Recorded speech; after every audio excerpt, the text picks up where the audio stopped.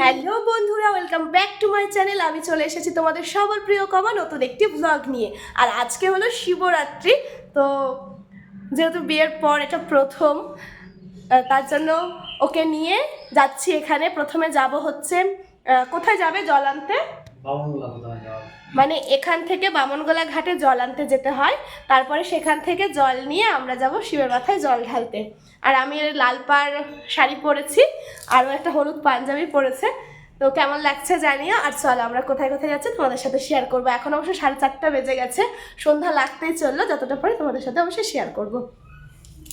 Ready হচ্ছিলাম যখন, তখন ওই 3টে মতো বাজে। প্রণব ফোন করে বলল যে তুমি রেডি হও, আমি আসছি। কিন্তু শাড়ির কুচিটা না ধরলে শাড়িটা ঠিকভাবে সলিড বা পাট পাট পরা হয় না, আবার আঁচলের দিকে পিনটা কিন্তু পেছনের দিকে লাগানো যায় না। তাই ভাবলাম চলো টুকটাক রেডি হয়, তারপরে আস্তে আস্তে শাড়িটা পর। দেন ও এসে ঠিকঠাক করে দিল। বিয়ের পর যেহেতু চুল ছেড়ে যেতে হয় না সব জায়গাতে, তো সেই জন্য আমি একটা গার্ডার নিয়ে নিয়েছি, যেহেতু রাত হয়ে যেতে পারে, তাই জন্য চুলটা বেঁধে নেবো তখন। চলো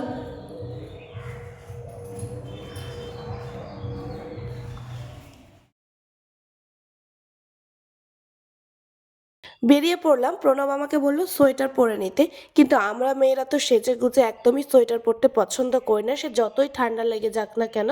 আর আমি তো একেবারেই পছন্দ করি না। চলো বামনগোলা ঘাটের উদ্দেশ্যে তো রওনা হয়ে গেলাম। সেখান থেকে জল নিয়ে এসে তারপরে বাবার মাথায় ঢালা হয়।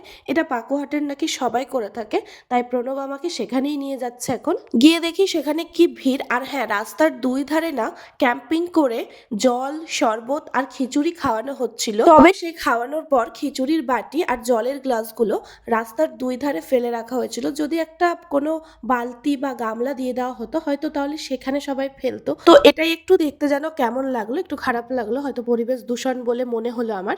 তো যাই হোক, আমরা এখানে দুই ধারে যেটা খুঁজছিলাম, খুঁজতে খুঁজতে এগিয়ে যাচ্ছিলাম ব্রিজের দিকে, সেটা হলো মাটির কলসি। কিন্তু সেটা আর কিছুতেই পাচ্ছিলাম না, বা মাটির ঘট দেখছিলাম। প্রচুর বোতল বিক্রি হচ্ছে, কিন্তু আমরা বোতল নিতে চাইনি। আমরা খুঁজছিলাম যে মাটির একটা যদি কলসি পাওয়া যায় ভালো হয়। তো লাস্ট একটা দোকানই আমরা দেখতে পেলাম, আর সেখানে আমরা এখন যাব। সবচেয়ে একটা জিনিস ভালো লাগছিল, পরন্ত বিকেলে সবাই ব্রিজের ধারে দাঁড়িয়ে উপভোগ করছিল। কলসির দোকানে এসেই দেখি দুই রকম কলসি আছে, একটা একটু বড় সাইজের আর একটা ছোট সাইজের। প্রণব ভীষণ কনফিউজ হয়ে যাচ্ছিল কোনটা নেবে। তারপর আমি ধরে দেখলাম যে ছোট যেটা আছে সেটা ভীষণই ছোট হয়ে যাচ্ছে, আর যেটা একটু বড় আছে সেটা আবার অতিরিক্ত বড়। তো বড়টাই নিলাম। নেওয়ার পরে যখন ব্রিজের ওপর দিয়ে নদীর ধারে চলে এলাম, তখন ব্রিজটা দেখো আরও যেন সুন্দর লাগছে। তারপরে ঘাটে নামতেই দেখি এখানকার ঘাটটা বেশ ফ্ল্যাট। আমাদের আইহোতে তো দুটো নদী রয়েছে, টাঙ্গন আর মহানন্দা, যেটার মিলনস্থলে কিন্তু আইহোটা অবস্থিত। ওখানে আর কি সবাই স্নানের টাইমে জল নিয়ে চলে আসে। কিন্তু বামনগোলাতে যেটা দেখলাম যে সবাই আসছে বিকেল বেলাতে জল ভরতে, মানে জল ভরার নাম করে শুধুমাত্র আসছে। তো এই ব্যাপারটা একটু অন্যরকম। যখন আমরা নদীতে জল নিতে নামলাম, তখন ওই মোটামুটি 5টা মতো বাজছিল, 4:30 5টা হবে।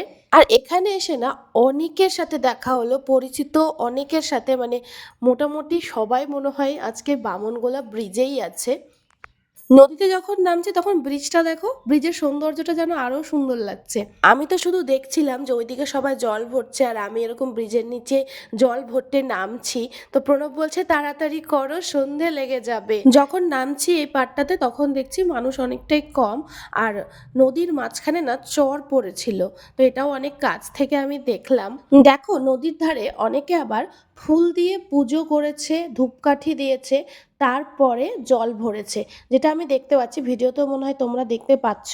এই কোণার দিকে দেখো অনেকগুলো একসাথে ধূপকাঠি দেওয়া আছে। আমি ভাবছিলাম যে নামার সময় হয়তো খুব কাদা হবে, না, পারে একদমই কাদা নেই, জায়গাটা ভীষণ ভালো হয়ে আছে। তবে যখন জলে নেমে গেলাম, নামার পরে দেখছি সেই মুহূর্তে কাদা উঠতে স্টার্ট করলো। ওইখানে প্রচুর কাদা ছিল। তো আমি প্রথমে একদম সামনেই জলটা ভরতে চাইছিলাম, ভাবছিলাম যদি ওই দিকটাতে একটু গর্ত বা কিছু থাকে। আমি তো ঘাটটা সম্পর্কে একেবারেই পরিচিত নই, তাই বেশি দূরে যাচ্ছিলাম না। তারপর দেখলাম না, এই কাদা জল নেওয়া যাবে না, তো একটু হাতটা এগিয়ে সামনের দিক করে তারপরে আমি জলটা নিয়ে উঠলাম। উঠে এসেই দেখছি দুটো গরু বাঁধা আছে। পড়ন্ত বিকেলে এত সুন্দর একটা পরিবেশ, তারপরে গরু বাঁধা আছে, মানে জায়গাটা আমি ভীষণভাবে উপভোগ করেছি। যখন আমি বামনগোলা থেকে বেরিয়ে চলে আসছি তখন কিন্তু বেশ ঠান্ডা ঠান্ডা লাগছিল। তখন মনে হচ্ছিল এই প্রণবের কথায় সোয়েটারটা মনে হয় পরে নিলেই ভালো হতো, যদিও আমার অলরেডি ঠান্ডা লেগে আছে, গলাটা বসে আছে, বুঝতেই পারছো। তো যাই হোক, তাও হয় না যে একটা পুজোর দিন সোয়েটার টোয়েটার পরবো না, থাক, এই ব্যাপারটা হলো। চলে এলাম। তারপরে এখানে পাকোহাট বাজারের মধ্যে একটা মন্দির আছে, সেখানে নিয়ে আসলো। মানে প্রথমে আমরা ওই পাড়ার মন্দিরে গেছিলাম, কিন্তু সেখানে দেখছি সাজাচ্ছে, মানে সেটিং কিছু হয়নি। আর এদিকে তখন বললো চলো তাহলে পাকুয়াতে স্ট্যান্ডে একটা মন্দির রয়েছে, তো সেই মন্দিরে আমরা চলে এলাম। আর এখানে এসে দেখছি মন্দিরটা ভীষণ কালারফুল, এত সুন্দর। আর এখানে সবাই পুজো দিচ্ছে নিজের মতো।